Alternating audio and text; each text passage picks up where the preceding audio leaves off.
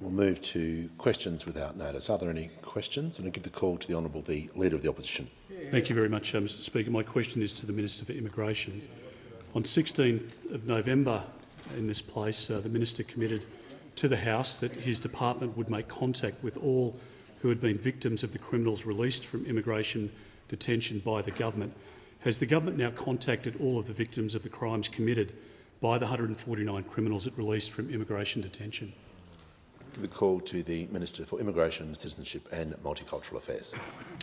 Thank you, Speaker, and I thank the Leader of the Opposition for his question. And I can assure him that my thoughts, and I'm sure the thoughts of all members of this House, are with those affected by the crimes of those who were detained and who were required to be released by reason of the order of the court.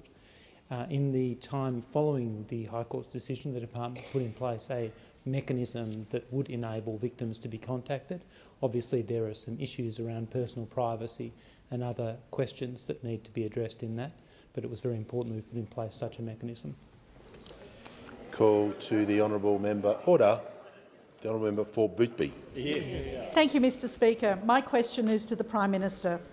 How will the Albanese Labor government's tax cuts help Australians with the cost of living? What has been the response to Labor's plans? Give the call to the Prime Minister. I thank the member for Boothby for her question, and of course she supports every Australian taxpayer getting a tax cut. All 13.6 million of them, not just some. Because the member for Boothby understands, due to her background as well in the social services sector, where she had a career helping people through organisations like St Vincent de Paul, that we can't leave people behind. And that's why every single worker, whether they earn $45,000 or not, will get a tax cut as a result. Everyone below $45,000 will benefit from the reduction in that first rate from 19 down to 16 cents. And the good news is that that tax cut flows right through the income tax scales. But we haven't left it there, Mr Speaker, because we also don't want to leave people behind. We want to support average workers. We want to support aspirations. And that's why we've lifted the rate from $120,000 up to $135,000, where the 37 rate kicks in. And that's why we've lifted the top rate from $180,000 to $190,000 as well. And I note it's the first increase in the top rate since 2008, when we occupied the Treasury benches then as well. Order. It stands in stark contrast to what occurred from those opposite, who actually put in an increase in the top rate by introducing, without any notice prior to an election, a so-called deficit levy on higher income earners. At the same time as the Leader of the Opposition personally tried to put in a GP tax on every visit to the GP and a tax on everyone who visited a hospital. And an increase in the cost of medicines as well, at the same time as ripping $50 billion out of the health system. But what we will do, a shop assistant on $32,000 will get a $414 tax cut instead of nothing. A nurse on $76,000 will get $1,579. A teacher on $80,000 will get $1,679. A police officer on $110,000 will get $2,429, and an IT manager on $160,000 will get $3,729. These tax cuts will make an enormous difference, and importantly as well, they won't put pressure on inflation. We want people to earn more and to keep more of what they earn. What they want is for people to work longer for less. That's the great divide in Australian politics today. This side of the House that understand the aspiration is what every Australian family has for themselves and for their kids. Time has concluded. Give the call to the honourable member for Wannon. My question is to the Minister for Immigration. The Minister advised the House in relation to the 149 criminals released from immigration detention that, and I quote, each one of them is being continuously monitored, end quote. But we know that at least 18 criminals have been arrested by state and territory police after committing crimes. How can the Minister claim they are being continuously monitored if in fact they've been left to their own devices to commit crimes? Order. The Minister for Social Services will cease objecting. Order. The member for Barker will cease objecting as well. So I can hear from the Minister for Immigration, Citizenship and Multicultural Affairs. Thank you, Speaker, and I thank the Shadow Minister for his question. I acknowledge the impact of the recent bushfires on the community he represents as well. Now, as I've advised the House previously, because of the 4 layers of protection we've put in place, in particular strict visa conditions, including reporting requirements and, in the case of many, electronic monitoring, the location of every individual in this cohort is known. Every individual's location is known. And unlike those opposite, I want to reassure Australians and remind them of what the AFP Acting Deputy Commissioner said last night to Senate estimates. He said, and I quote, "I don't think there's any difficulty in knowing where they are. They're monitored through the mechanism of those clauses which are placed upon them, which are quite restrictive." On this side of the House, we trust our law enforcement and thank them for their work in keeping Australians safe. As the Minister concluded his answer. Give the call to the honourable member for Aston. My question is to the Treasurer. How will the Albanese Labor government's tax cuts ease pressure on Australians, including young people and working families, and what obstacles were overcome? Give the call to the Treasurer. Thank you, Mr Speaker. Thank you to the member for Aston. The member for Aston's only been here for a relatively short period of time, Mr Speaker, and already the member for Aston has helped ensure that every Australian taxpayer gets a tax cut, and 87% of her community will get a bigger tax cut as a consequence of this important change, Mr Speaker. Everyone gets a tax cut under the changes which are before the parliament. But what we are putting forward is a bigger tax cut for more people to help with cost of living pressures. And our tax changes are better for Middle Australia. They're better for women and better for the economy. They're also better for young people, better for working families, and much, much better when it comes to the industries where we need more workers to power up the future, Mr Speaker. Now, in percentage terms, the biggest generational beneficiaries are Gen Z, younger people. 96% of younger people even better off. The biggest beneficiaries in dollar terms are millennials, 40% of the total in dollar terms for people who are more likely to have young kids and young families. In the care economy, 97% of workers will get a bigger tax cut, and we need more workers in the care economy. In blue-collar industries like manufacturing and in the services sector, more than 9 in every 10 workers will get a bigger tax cut. Now, Mr Speaker, between today's question time and tomorrow's question time, the House will get the opportunity to vote on our cost of living tax cuts. And after all of their huffing and puffing and red-faced incoherence and breathless incompetence, all of their nasty negativity, after calling for an election on this issue, after the Shadow Treasurer equated bigger tax cuts for more people with Marxism, they now say that they are voting for our changes. What a humiliating capitulation, Mr Speaker. And when the time comes, this side of the House will vote for our tax changes enthusiastically, Mr Speaker. Those opposite will vote for them reluctantly, and that's because we know what they really think about these tax cuts, and that's because the Deputy Leader was asked will they roll them back in if they win the election, and she said that's absolutely their position. They have abandoned Middle Australia in opposition, just like they abandoned them in government. The opposition leader wanted to boycott 200,000 Woolies workers, we all remember that, and then they tried to abandon 11.5 million workers who will get a bigger tax cut. They don't even pretend to care about the cost of living anymore, Mr Speaker. If they cared, they'd ask questions about it and they'd vote for it enthusiastically. For the best part of a decade, Mr Speaker, Middle Australia didn't get a look in. And that changed under this Prime Minister and this government, Mr Speaker, and it revealed the defining difference between this side and that side. We want more Australians earning more and keeping more of what they earn. They want people earning less and working longer for less. Order. Order. We'll hear from the member for Clark. Speaker, my question is to the Minister representing the Minister for Agriculture, and it's very specific. Minister, by what date will the export of live sheep to the Middle East be banned, and by what date will the ban be legislated? Give a call to the Minister representing the Minister for Agriculture, Fisheries and Forestry. Can I thank the member for Clark very much for the question. I know this is a topic he feels very passionately about, as does a number of his constituents, and as do many across our communities. Many of us represent areas where farmers are getting an income from live sheep export. Many of us also represent communities that feel very strongly about it being phased out. Of course, this government supports strong animal welfare standards, and we do believe that animals must and should be treated humanely.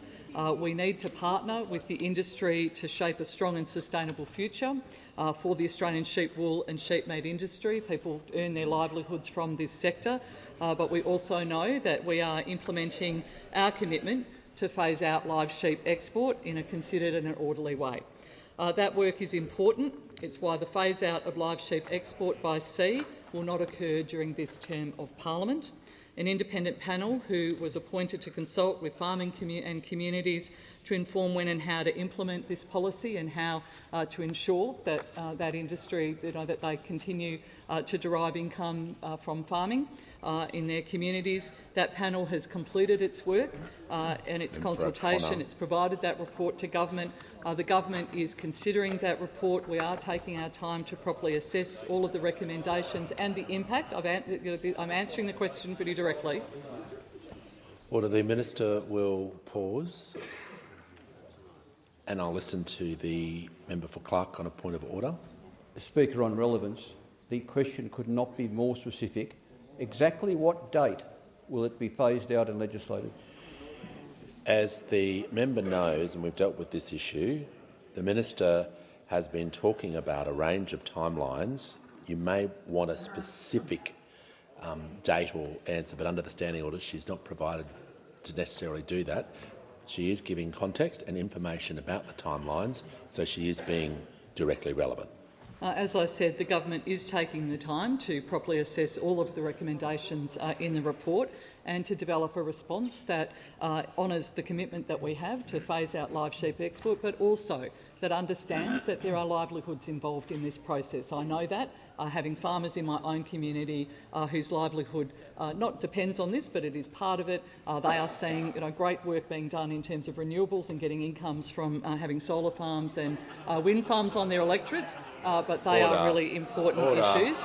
The report, of course, they'll then be made. And members on my left. I note the interjections opposite, as are many farmers in your electorates as well. The Leader of the Nationals and the Deputy Leader of the Opposition will cease interjecting. Nothing gets them going like renewables, Mr Speaker. Nothing gets them going. That report, of course, will then be made public. We are committed to delivering a considered and orderly transition that does maximise the onshore job opportunities, particularly in Western Australia, in our on sheep meat exports. The Leader of the Nationals will cease interjecting. The House comes to order. I'll hear from the member for Hasluck. Thank you, Speaker. My question is to the Deputy Prime Minister. How is the Albanese Labor government providing cost of living relief to Australian Defence Force members and public servants in the Department of Defence? And how is the government's approach to decision-making different? Give a call to the order. The member for Herbert is warned. The Minister for Defence and Deputy Prime Minister has the call. Thank you, Mr Speaker, and can I thank the member for her question, acknowledge her service. There are real challenges around recruitment and retention in the Defence Force, which is why this government has been particularly focused on improving the defence offering. We have introduced $50,000 retention bonuses. We've overseen the biggest wage increase for the Defence Force in more than a decade, and all of this is now being coordinated at a 3-star level by Lieutenant General Natasha Fox, the new Chief of Personnel, but one of the most important steps that we can take is delivering a tax cut to every member of the Australian Defence Force, which is what we are doing. Indeed, the average tax cut across the ADF is more than $2,300, and when you add that to the wage increase for the average member of the ADF, they are more than $5,000 better off.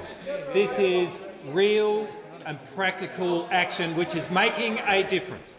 The separation rate is starting to fall, and while it's early days, we are beginning to see recruitment numbers turn around. Now, Mr Speaker, this action stands in stark contrast to the vaudeville show which was put on display by those opposite over more than a decade. In their final years, the ADF was losing members when the Leader of the Opposition was the Minister for Defence, and his solution was hoopla, was to put on a show, a big announcement about increasing the Defence Force by 18,500 people, a commitment which was hopelessly underfunded, total fantasy, make-believe money, because they were always about the politics. They were never about the policy. They talked a big game about being the party of defence, but their real interest in defence was raising political funds for their party. And recently, we've seen them wandering around saying if they were ever asked, they would send ships to the Red Sea. But what has now been revealed is that when they were asked, they said no. And the defence of the Leader of the Opposition when he was the minister is that he didn't even know a request had been made, which is absolutely astonishing. But then again, he was always the Minister for Defence Politics, so we probably shouldn't be surprised that defence policy never made it onto his radar. The government, which is delivering real tax benefits, which has delivered a budget surplus, which is keeping our nation safe, is the Albanese Labor government. Call to the Deputy Leader of the Opposition. My question is to the Minister for Immigration. The Minister advised the House in relation to the 149 criminals released from immigration detention that each one of them is being continuously monitored. But we now know that the Minister has exempted 36 of them from continuous ankle monitoring. On what basis did the Minister claim they are being continuously monitored? Why did the Minister mislead the House? Order. Yeah. We'll hear from the Leader of the House. Speaker, the last part of that question should be withdrawn. That's an allegation that can only be made by substantive motion. If the we're going to rule that part out. If the Shadow Minister or Deputy believes that's the case, she could state the question has the Minister, not just simply state the question. So give the call to the Minister for Immigration, Multicultural Affairs and Citizenship. Thank you very much, and I thank the Deputy Leader of the Opposition for her question. As I just said to the question asked by the member for Wannon, because of the entirety of the 4 layers of protection, at least one of which applying to every member of the cohort, strict visa conditions, which include, of course, reporting requirements, as he would be well aware, as well as electronic monitoring for the majority, and curfews for many, the location of every individual in this cohort is known. Give the call to the member for Bendigo. Thank you, Speaker. My question is to the Minister for Health. How will nurses and other health professionals benefit from Labor's cost of living tax cuts? How do the tax cuts build on the investment the government is making to strengthen Medicare? And why are these investments so important after a decade of cuts and neglect? Call to the order. Members on my right and left will cease ejecting. Give the call to the Minister for Health and Aged Care. Thank you, Speaker, and I thank the member for Bendigo for her question, because there are 66,000 taxpayers in her electorate who on July 1 will receive a tax cut to help with the cost of living. Every single one of them, not some, every single one of them. And many of those taxpayers, Mr Speakers, are working in health, including at the Bendigo and the St John of God hospitals in the member's electorate. And on July 1, a third-year registered nurse at the Bendigo Hospital will receive a tax cut of more than $1,550, which is more than double what they would have received under the plan from those opposite. A trainee enrolled nurse will receive a tax cut of $937 compared to just $133, which is what they would have received under those opposite, helping hard-working health and hospital workers not only earn more but keep more of what they earn, Mr Speaker. And, Mr Speaker, these bigger, better tax cuts for Middle Australia build on a range of other measures we've been putting in place to help with the cost of living, like more support for bulk billing. When we came to government, Mr Speaker, bulk billing, particularly for GP visits, was in free fall. And that slide traces directly back to the Leader of the Opposition's time as the Health Minister. Now, his first budget glossy as Health Minister a decade ago said this, Mr Speaker. It said, from July 1, previously bulk billed patients can expect to contribute towards the cost of standard GP consultations and out-of-hospital pathology and imaging services, Mr Speaker. That was his plan, to abolish bulk billing altogether. And when he couldn't get through the Senate, instead he kicked off a years-long freeze to the Medicare rebate that literally ripped billions and billions of dollars out of general practice. Well, that's not our plan, Mr Speaker, because for Labor, bulk billing is the beating heart of Medicare, and that's why in the budget last year we tripled the incentive for bulk billing, something the GPs College described as a game changer, Mr Speaker. And in the first 2 months of operation of those new arrangements, Australians have seen more than 360,000 additional free visits to the GP, and no member of this House has promoted those investments more strongly than the member for Bendigo, Mr Speaker, advertising it widely, talking to every single general practice in her electorate, Mr Speaker, and her community has reaped the benefits of her hard work, with an 8% increase in bulk billing in just 2 months, 9,000 additional free visits to the general practitioner in just 2 months, saving hundreds and hundreds of thousands of dollars in gap fees. John Howard called bulk billing an absolute rort, Mr Speaker. The Leader of the Opposition tried to abolish it altogether. But for Labor, bulk billing is the beating heart of a stronger Medicare. Has concluded. Give the call to the honourable member for Nichols. Thank you, Mr Speaker. My question is to the Minister for Immigration. Is the minister seriously suggesting that a rapist is continuously monitored because they have periodic reporting requirements?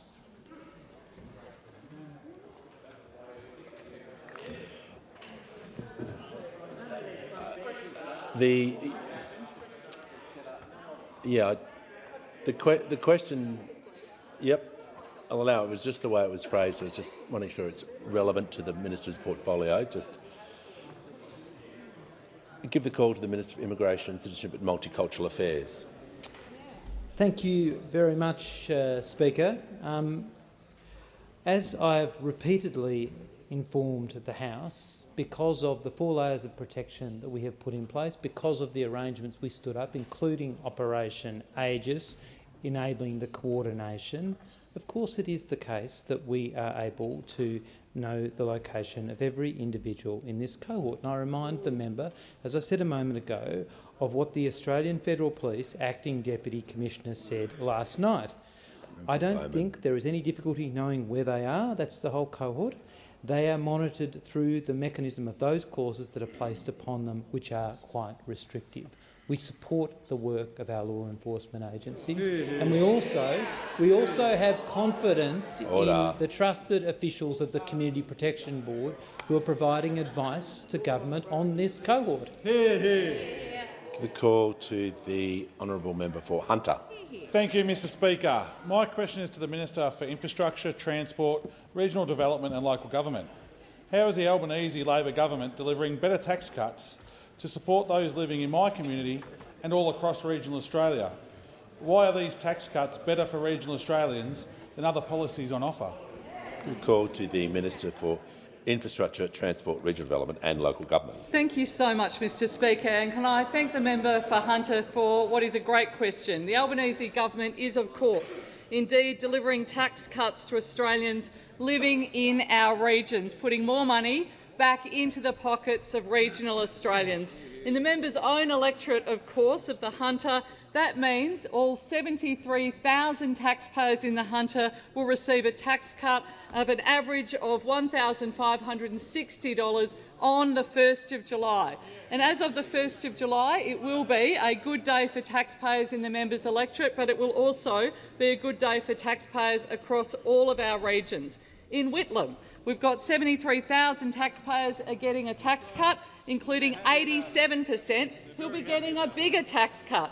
In Lingiari, we've got 43,000 taxpayers are getting a tax cut, and that's including 86% getting a bigger tax cut under the Albanese Labor government's tax cuts. In the great electorate of Eden Monaro, we've got 75,000 taxpayers getting a tax cut, including 85% getting a bigger tax cut. And of course, in Flynn, 66,000 taxpayers all getting a tax cut, what with 82% getting a bigger tax cut. All across regional Australia and indeed across the nation, more money to go back into the pockets of workers under this government.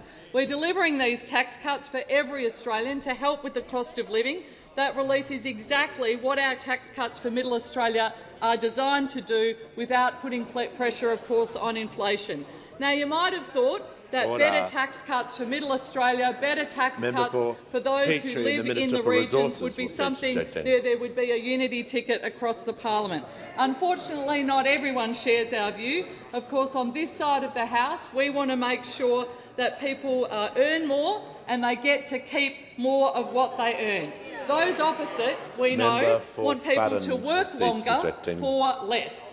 Of course, we've seen the Liberal Party, the Leader of the Opposition, the Nationals have made clear that they really do not want these tax cuts for Middle Australia. I've been watching the debate in the parliament and I've been listening closely to Speaker after Speaker after Speaker on the opposition side.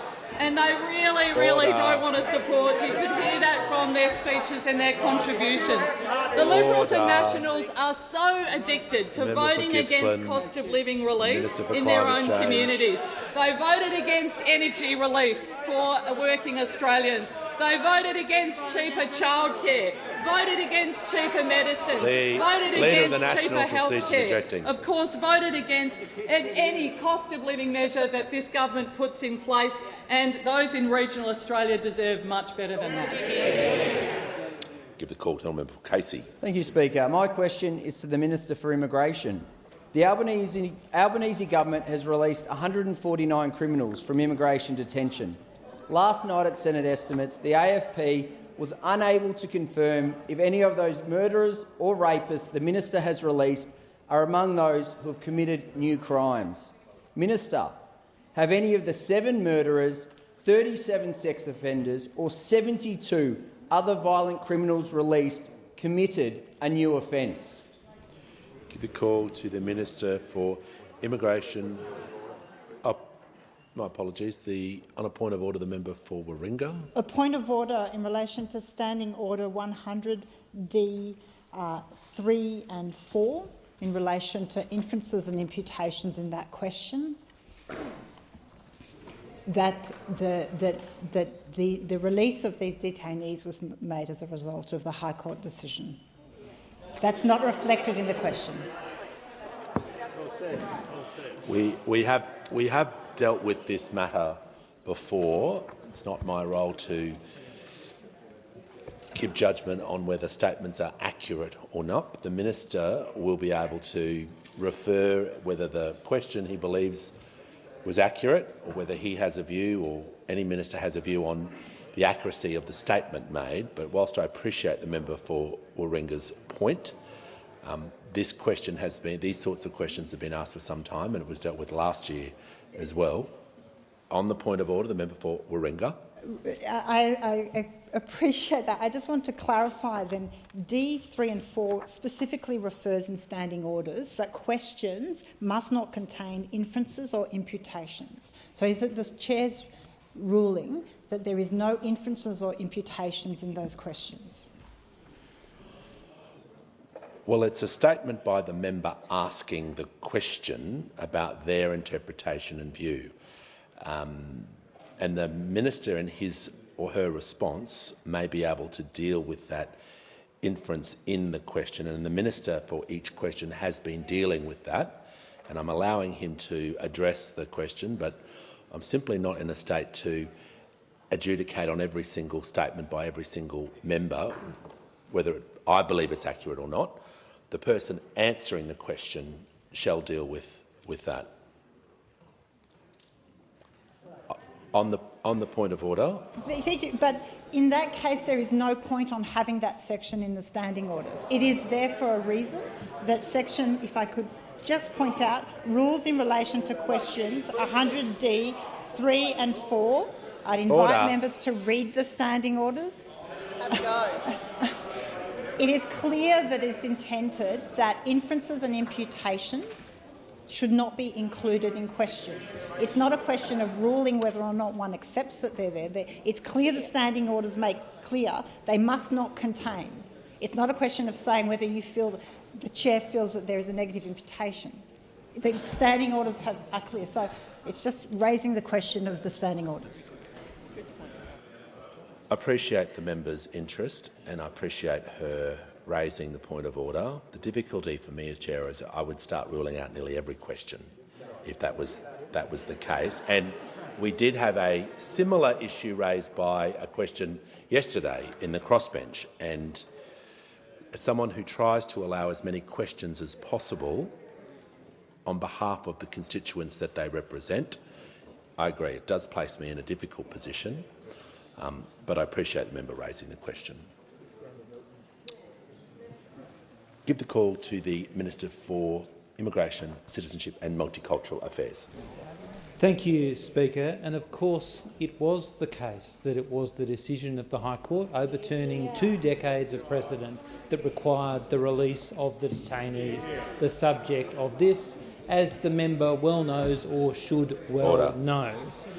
Now, of the many aspects of our government's response, always focused on community safety, was putting in place criminal penalties for breaches of the visa conditions we've put in place, the strict visa conditions. Of course, how these things are dealt with, how these breaches are a matter for the Australian Federal Police, and breaches of other state or territory laws are a matter for the relevant law enforcement authorities, and we have confidence in all of them to do their job. Give a call to the honourable member for Moreton. Thank you, Speaker. My question is to the Minister for Employment and Workplace Relations. How are the Albanese Labor government's workplace relations reforms helping Australians earn more and keep more of what they earn, and what has been the response to these reforms? Give a call to the Minister for Employment, Workplace Relations and Minister for the Arts. Thanks very much, Mr Speaker, and I thank the member for Moreton. There's no doubt that the member for Moreton, somewhere who, from the time he's arrived here, wants the workers of Queensland to be earning more and wants the workers of Queensland to be keeping more of what they earn. Comparing that, you talk about workers. Pavlov did a study like this. You talk about workers earning more, and the reactions immediately. The reactions there straight away. But those opposite, in contrast to the member for Moreton, have tried as hard as they can to never commit to anything. And it took Andrew Clennell on Sky News to finally get the Leader of the Opposition to make a commitment on workplace relations, where he committed straight away to be able to say he wanted people to be able to make sure that they would work longer for less. And that's the one principle that he was willing to defend straight away. Within about an hour, the Shadow Treasurer had said that they would have a targeted package of repeals. Well, if you look at the different measures that have been passed since we came to government, which ones do they intend to target? Will they target minimum standards for gig workers? Will they target minimum standards in road transport? Will they target job security for casuals? Will they target wage theft being a crime? Will they target the banning of pay secrecy clauses, or will they target the sunsetting of zombie agreements? Because on those zombie agreements, we've recently had a window into exactly how bad they have been for workers if you look at some of the franchises in Queensland from Hog's Breath Cafe. Now, until this year, until laws were passed which those opposite opposed, people working for those franchises at Hog's Breath Cafes throughout parts of Queensland were on agreements that dated back to 2005. For context, that means an 18-year-old waiter at Hogsbreath had wages and conditions that were set in an agreement registered before they were born. Under these agreements, there were no penalty rates, no overtime, no leave loading, a lower casual loading. Order. The member for Lyons. And it was calculated that they were, on average, $59 a week worse off. Because of the change of government, because of the policies that those opposite have opposed, those workers now are paid that $59 again.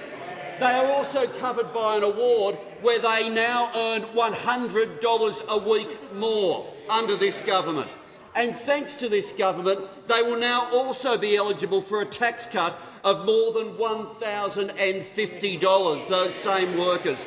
$59 through the IR changes, $100 through our approach to the annual wage review, and then more than $1,000 in tax cuts a year. All policies supported by here that just make those opposite. Order. The member for Page will cease interjecting so I can hear from the member for Ryan. Thank you, Speaker. To the Environment Minister. New Queensland Labor Premier Stephen Miles has just approved 2 new coal mines in 2 weeks. Coal mines that would produce more greenhouse gas pollution than Australia's entire annual emissions. Right. Minister, will you stop these coal mines? The call to the Minister for the Environment and Water. Order. Well, I want to thank the member for her question and remind her that I can't comment on any individual project. And secondly, that this government has done more to act on climate change during our short time in office than any previous Australian government, including when we were last in government, where the Greens political party teamed up with the Liberals and the Nationals to knock off action on climate change. Now, I'm Leader of the Australian Greens. Order. Members on my right. The Minister for Home Affairs and the Leader of the Australian Greens will cease interjecting. Yeah, the truth hurts, the Deputy Leader of the Opposition will also join them in not interjecting. The member for Groom and the member for Macarthur will cease interjecting, and I give the call to the Minister. Now, the most important thing we've done, of course, to get Australia on that trajectory to net zero that we are so committed to on this side of the chamber is introduce the safeguard mechanism. And of course, the crossbench and the Greens political party supported the safeguard mechanism when it was introduced. In fact, your environment spokesperson, Senator Hanson-Young, said a hard cap on emissions, meaning real pollution, must actually come down, and the coal and gas corporations can't buy their way out of the cap with offsets. This puts a limit on coal and gas expansion in Australia. Pollution will now go down, not up. That's the safeguard mechanism that you negotiated, you voted for, you supported, we support, because it takes Australia on that pathway to net zero. Now, just on the issue of emissions, obviously one of the areas where we're making enormous inroads on this side is in the transformation that will lead Australia to becoming a renewable energy superpower. Again, something that we on this side are absolutely committed to doing.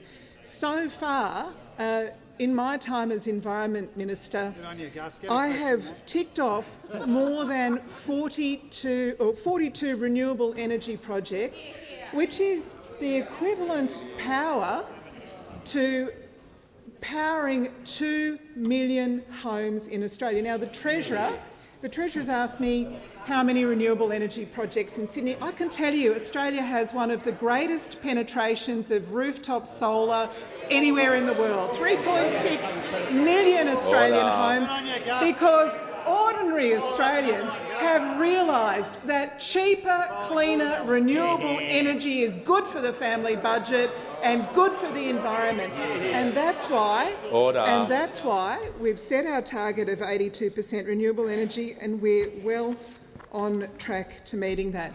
Can I leave the honourable member with this thought? A decade of fighting about climate change has led nowhere. We're committed to action. The minister's time has concluded.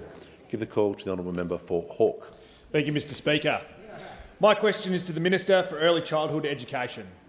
How will the Albanese Labor government's tax cuts help families across Australia, including those that benefit from Labor's cheaper childcare policy? Why are these measures so important?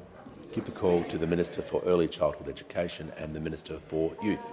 Thank you very much, Mr Speaker, and I thank the member for Hawke for his question, because the member for Hawke understands, just as every member on this side of the House who has stood up to speak about the Albanese government's tax cuts, and just as every member on this side of the House that has asked a question this week about cost of living understands, that cost of living is the number one issue for families across Australia.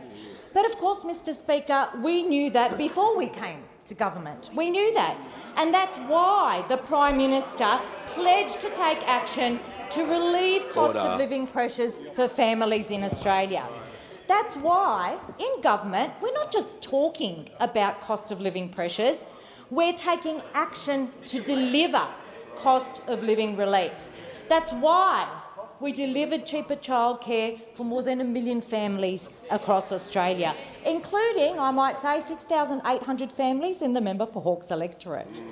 Now, Mr Speaker, I'm pleased to report that the ACCC review confirmed that our cheaper childcare reforms reduced out-of-pocket costs for families for centre-based care by an average of 11%. Now, if you take a look at that, for a person on $80,000, according to the ACCC report, a family on $80,000 with a child in care for 3 days a week will have saved $1,351.80 in early childhood learning fees. And we're building on that. We're delivering more cost of living relief through our better tax cuts for every Australian, including families. Because under our plan, someone on $80,000 will get a tax cut of $1,679. Now, that's over $3,000 a year. $3,000 a year of real money back into the pockets of middle Australians in the suburbs, in the bush, in the city, in the regions, for all Australians. And that's on top of other measures: cheaper medicines, fee-free TAFE, energy bill relief, all part of our comprehensive plan to tackle cost of living pressures whilst balancing downward pressure on inflation.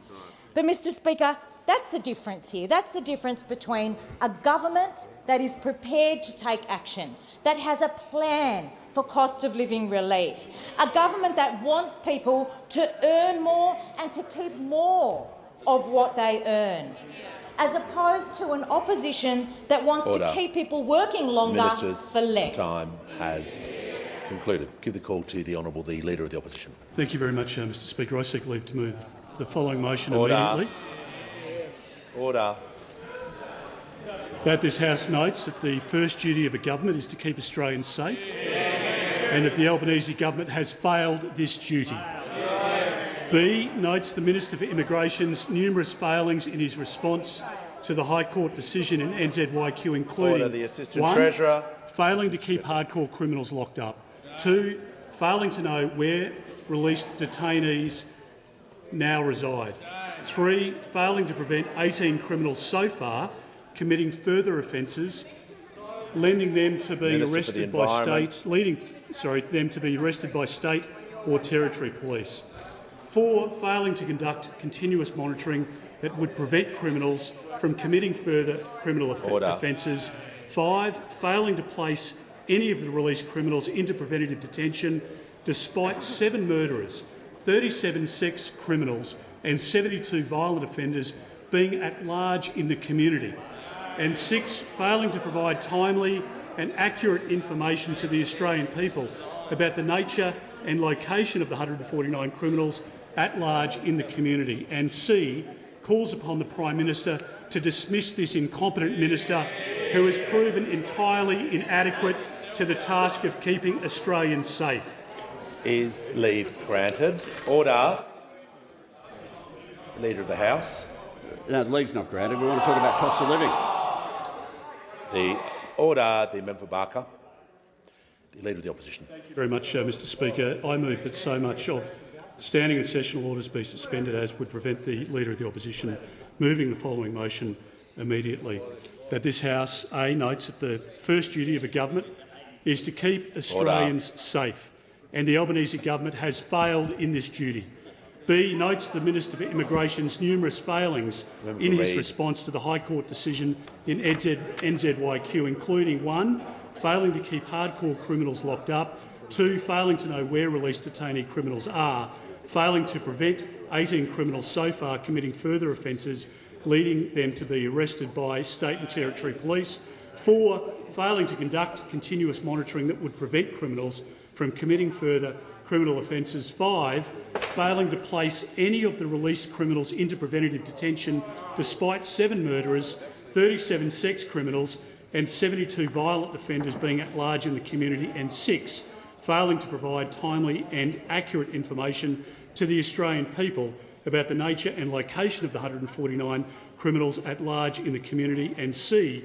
Calls upon the Prime Minister to dismiss this incompetent minister who has proven entirely inadequate to the task of keeping Australians safe. Mr Speaker, this minister has to go. Order. This weak Prime Minister needs to show leadership and get rid of— Resume your seat. Resume your order. Members on my right, the member for Boothby will cease. The member for Macarthur is warned. This is not a free-for-all. The Leader of the House. Under Standing Order 47E, I'll require that the suspension be dealt with by the House following the MPI. Move to the next question. Give the call to the member for Bean. Thanks, Speaker. My question is to the Minister for Home Affairs. Order. How does the Richardson Review build on previous reviews regarding the administration of the Home Affairs portfolio and Australia's immigration system? Order. Members on my right will cease interjecting. The member for Bean was heard in silence. The Leader of the Opposition, I'm trying to call the Minister. The Minister for Home Affairs and Cybersecurity has the call. Thank you, Speaker, and I want to thank the brilliant member for Bean for his very good question. Speaker, the Richardson Review that was released this week is a damning indictment into the failures of the Leader of the Opposition.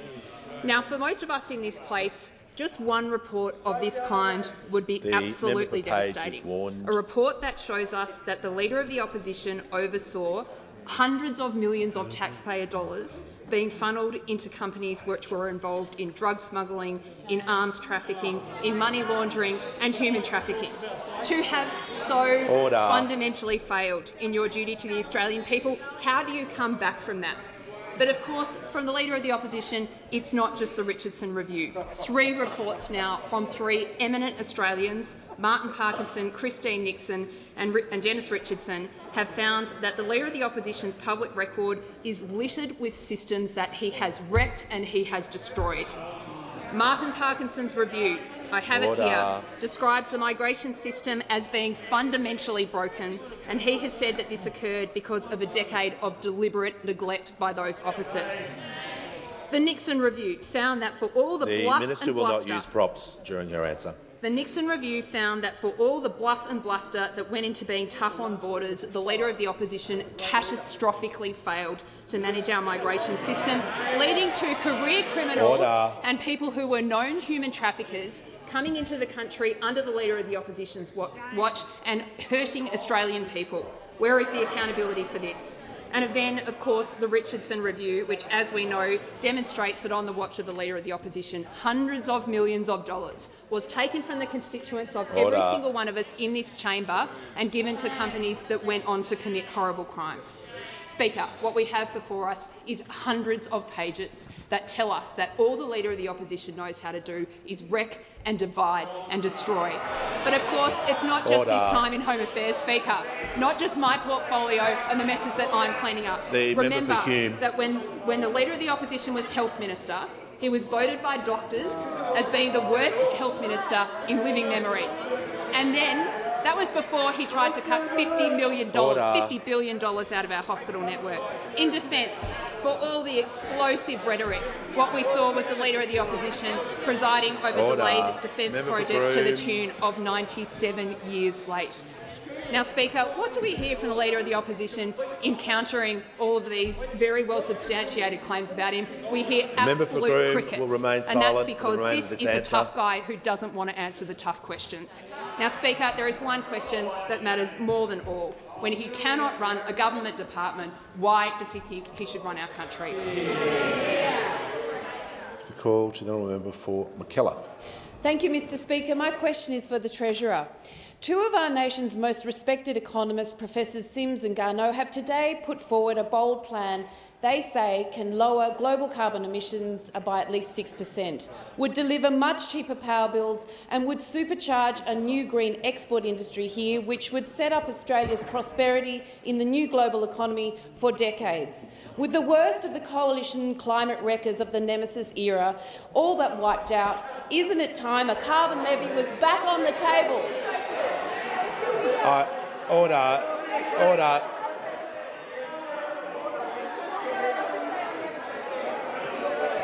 Order. I think we'll just get to the answer. Give the call to the Treasurer. Thanks, Mr Speaker. I say to the member for McKellar, unfortunately there's still a few of them here, and that's because you guys can only knock them off one at a time. Mr Speaker.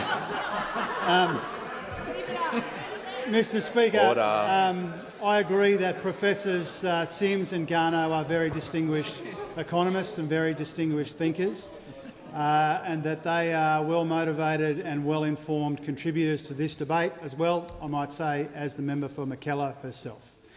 And we share the objective of a future increasingly powered by cleaner and cheaper and increasingly more renewable energy into the future, because this side of the House believes in the vast industrial and economic opportunities of the net zero economy. Where we differ from the distinguished thinkers at the Press Club today is that we are not up for the levy that the Professor Sims and Professor Garnaut proposed at the Press Club today. And part of the reason for that is because we found a better way, Mr Speaker, or at least an alternative way, but we feel a better way, to implement what is already a comprehensive and ambitious agenda when it comes to clean energy, when it comes to climate change and when it comes to those industrial opportunities from becoming a renewable energy superpower. And here, Mr Speaker, I want to pay tribute to the Climate Change and Energy Minister for his work in his portfolio. But I also wanted to say, as the Minister for the Environment implied a moment ago, he works closely with the Prime Minister, with the Environment Minister, with the Industry Minister, with the Resources Minister and others to make sure that we grasp the opportunities of the net zero economy. Now, our plan, Mr Speaker, includes lifting our country's emission reduction targets from 26% to 43%. We've enshrined those targets and our net zero objective in law, which sends a message to renewable energy investors around the world that Australia has changed and it is open to welcoming more investment in clean energy on our shores, Mr Speaker. And on top of those targets, we've got the safeguard mechanism. We've given it teeth. We've got the capacity investment scheme. We've got the $20 billion for transmission via Rewiring the Nation. We've got the $2 billion in Hydrogen Head Start. We've got a whole range and a whole raft of policies, Mr Speaker, when it comes to climate change and energy. And these policies are already accounted for in the budget. And our policy suite, Mr Speaker, is already helping to drive down emissions and supporting jobs across the economy, including in the industrial and energy sector. And Minister Bowen's last climate change statement showed that our approach means that we are on track to deliver. Has concluded. Thank you. The member for Fairfax interjected 8 times during that answer. He is warned. Give the call to the member for Holt. Thank you, Mr Speaker. My question is to the Minister for Housing and Homelessness. How will Labor's tax cuts help tradies as they work to deliver the Albanese government's broad and ambitious housing agenda, and why is this so important? Give the call to the Minister for Housing, the Minister for Homelessness and the Minister for Small Business. Thanks, Mr Speaker, and I want to thank the member for Holt for her question. I know that she's very supportive of our ambitious housing agenda, particularly in her electorate, and I look forward to visiting her electorate as we start to get more homes on the ground, Mr Speaker. We know how vital our tradies are going to be to building the homes that the country needs, Mr Speaker. Indeed, they're essential for our government's ambitious housing agenda. That's why Labor is ensuring that all of our tradies are going to get a tax cut, Mr Speaker. Labor's tax cuts will let our hard-working tradies keep more of what they earn. Those opposite want people to work for longer for less, Mr Speaker. But we want tax cuts for our tradies, for our sparkies, for our chippies. And for most tradies, they'll be getting a bigger tax cut under Labor than under the plan of those opposite. Indeed, it's important, particularly for apprentices in the housing sector, Mr Speaker. We all know we need more tradies to get our houses up. For an apprentice on the average taxable income of $40,000, they'll be getting a tax cut of $654, Mr Speaker. Under their plan, of course, they'd be getting absolutely zero, nothing, Mr Speaker. And our tradies, particularly the apprentice tradies, they need this tax cut for their cost of living. We want to support our tradies, Mr Speaker. That's why we're making sure our tradies are all getting a tax cut. As I said earlier in the week, a sparky on an average taxable income of $101,000 will be getting a tax cut of $2,262. And plumber on an average taxable income of $79,000 will be getting a tax cut of $1,730, Mr Speaker. And a carpenter on an average taxable income of $72,000 will be getting a tax cut of $1,563, Mr Speaker. Our tradies are getting larger tax cuts under Labor's plan because we want to make sure our tradies are there to deliver on our housing agenda. We need our tradies to clean up the mess that we've been left in the housing sector by those opposite. We have serious housing challenges in our country, and those opposite have done nothing about supporting what we're trying to do to address them. We've already supported, Mr Speaker, 4,937 homes through Housing Australia since we came to office. And we'll have thousands more with applications currently open for the first round of the Housing Australia Future Fund and the National Housing Accord. And of course, we've got 4,000 new social homes coming from the Social Housing Accelerator, Mr Speaker. We have committed $25 billion in new housing funding since we came to office over the next decade, Mr Speaker, because we want to turn around this housing challenge. We know those opposite have been all over the place. They know they're not supporting our tradies who need a tax cut. Indeed, the Deputy Leader of the Opposition over there said that they would roll back Labor's tax cuts. We want to make sure that people get to keep more of what they earn, Mr Speaker. Concluded. The call to the honourable order. Give the call to the honourable member for Riverina. My question is to the Minister for Immigration. The Albanese government has released 149 criminals from immigration detention. The Australian Federal Police, in evidence at Senate estimates last night, revealed a number of these criminals have been arrested multiple times. Minister, why has the government so far failed to apply for even one community safety order to lock these people up? Why is the government instead running a catch and release program? Give the call to the Minister for Immigration, Citizenship and Multicultural Affairs. Thank you, Speaker, and I thank the member for Riverina for the question. And I take the opportunity to remind him, of course, that it was the decision of the High Court that required the release of the detainees, the subject of his question. And I remind him that, as well as following the decisions of the court, our top priority always is keeping the community safe. And I remind him, as a senior member of the former government, that the regime that we've put in place is modelled on the former government's high-risk terror offender scheme. I remind him, as I reminded the House yesterday, that the Shadow Minister for Home Affairs and indeed the member for Wannon have reminded all of us that there is a very high legal threshold to be met for a court to agree to ongoing detention. I remind him too that it took the opposition 3 years after passing their legislation to making their first application before the court. And Speaker, I reassure you and I reassure the House that we are preparing applications and we are making sure, as evidence in Senate estimates made clear, that we are putting in place the resources and the processes to get it right, because it is in no one's interest to have a half-baked application that doesn't succeed. Our focus is on doing the things that keep people safe.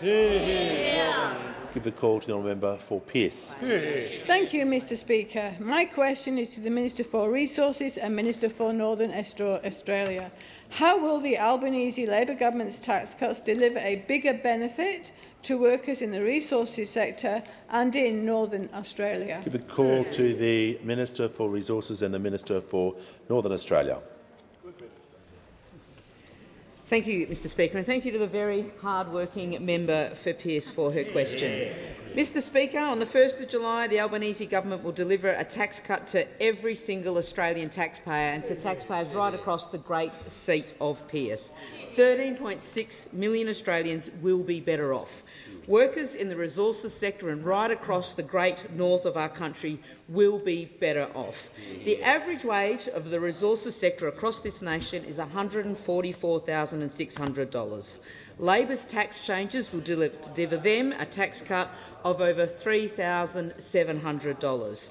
Now, and we know the extraordinary incomes of those in the C-suites of the resources sector who also get a tax cut skews this average. So this means that the absolute majority of resources sector workers will be better off under Labor's tax changes than the proposal of 5 years ago by the former PM, who was, of course, also the resources minister at the time. Now, after her prolonged episode of flip-flopping from those opposite, I am glad the Coalition have agreed to finally support the aspirations of resources workers and mining communities right across the country. It's about time. No, I can hear the leader and the former leaders of the National Agrarian Socialists over there having a crack. Well, you know, what have you ever done? But, Mr Speaker, I want to let everyone know and remind them that it takes close to anywhere between 500 and 1,000 workers to keep a coal mine in the Hunter or an iron ore mine in the Pilbara operating. Among the many jobs on these mines, there are geologists, mining engineers, metallurgists, all of which are getting a tax cut. And it's especially for younger workers in the sector. Younger workers that are so important to the ongoing strength of this industry. A graduate geophysicist on an average income of $90,000 will get a tax cut of over $1,900. A graduate geologist on an average income of $95,000 will get a tax cut of over $2,000. But there are also cooks, there are kitchen hands, there are cleaners that keep the great wealth-creating industry of this country running. Look, I know none of you have ever run into any of them, but we do. On any given mine in this country, cooks on an average income of $89,000 will get a tax cut of over $1,900.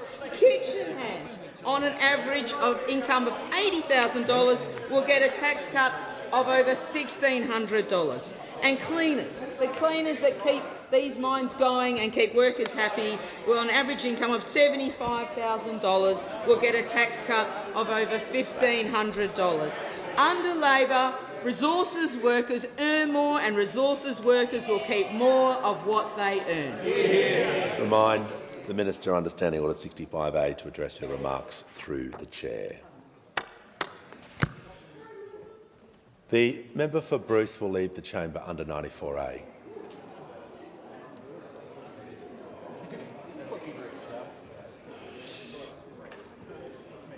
Give a call to the honourable member for Mallee. Thank you, Speaker. My question is to the Minister for Immigration. Is everyone that his department and the AGS has identified as likely meeting the test in the NZYQ on a bridging visa are Or has the minister released any of the NZYQ cohort on other visas since 16th of November 2023? Call to the Minister for Immigration, Citizenship and Multicultural Affairs. Thank you very much. We have complied with the orders of the court and complied with the law. Give a call to the honourable member. Order. Give a call to the honourable member for Swan. Thank you, Mr Speaker. My question is to the Assistant Treasurer and Minister for Financial Services. What is the Albanese Labor government doing to protect Australians from the scourge of investment scams? Why is this so important? Give the call to the Assistant Treasurer. Thanks, Speaker. Can I thank the amazing member for Swan for this question? And I remember fondly the meeting that we had in her electorate. I think it was Forestfield, I apologise. Hundreds of people there, very engaged in the issue. And I've got to say, the interest you've shown in this issue is in complete contrast to those opposite, because it's been over 9 months now since they've had a shadow spokesperson for Consumer Affairs or Financial Services. We can only draw the conclusion that the Leader of the Opposition thinks that there's nobody on that side who's good enough to do the job. Deputy Speaker, if you want to be a party, Leader of the Nationals. If you want to be a party that represents and aspires to represent the interests of Middle Australia, you want to ensure that Middle Australians are earning more, keeping more of what they earn and keeping their money safe. And our scams agenda is all about ensuring that we keep Australians' money safe, particularly in the area of investment scam. It was a big job to do. Because of the complete indifference and indolence of the member for Deakin when he had my job, scams were growing at $3 billion a year. The member they for doubled, Deakin. And then they doubled again, and they were on course to double another $3 billion a year. I'm pleased to inform members of the House that we have arrested that growth because of the comprehensive policy that we've put in place. It's a team job between myself and the Minister for Communications and the Minister for Home Affairs, working comprehensively across the economy. It's important that we ensure that scammers know that we're taking them on. Phase 1 already in place, the National Anti-Scam Centre already up and running, ASIC funded to pull down fake investment websites, the work that the Minister for Communications is doing, blocking over 1 million SMS scams going through to me each month. Sensational work, more work to come. Phase 2 already underway, and this is about ensuring that new codes of practice are in place to ensure tougher obligations on banks, tougher obligations on telecommunications companies and social media platforms as well. But we also want to ensure that Australians get access to affordable advice and qualified advice and helpful advice, and that's why we're putting in place reforms in the area of financial advice to ensure that Australians can get access to qualified advice instead of having to go to Instagram or TikTok or Facebook, which is what they were doing under those opposites. Assistant Treasurer will pause. The Deputy Leader of the Opposition on a point of order. A point of order, Mr Speaker. It's really good the government has found Resume one your of the seat. people.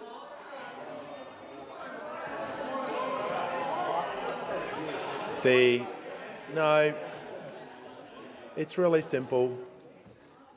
The Deputy Leader of the Opposition does get latitude because of her position, and she knows that, but she's abused that latitude by just getting up and giving a point of order, which I specifically explained to the member for Wannon yesterday, who's been here for 14 years.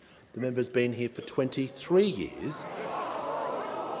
And if it continues, I won't take the point of order. You'll be ignored. So that's the last time someone's going to make that point of order, because if it continues, I won't take them. So the Deputy Leader of the Opposition will leave the chamber under 94A.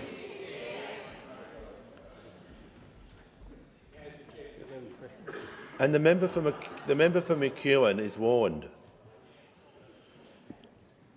For 11 seconds, the Minister in continuation. Thanks, Speaker. They're angry because they left us with a mess, and their incompetence has meant that we've got a big job to clean up. We're doing it. teamwork right across the government as opposed to the nemesis Order. that we saw on that side. The minister's time has concluded. Prime Minister has the floor. Thanks, Mr Speaker. Given there have been no questions again on cost of living from those opposite, I ask that further questions be placed on the notice paper.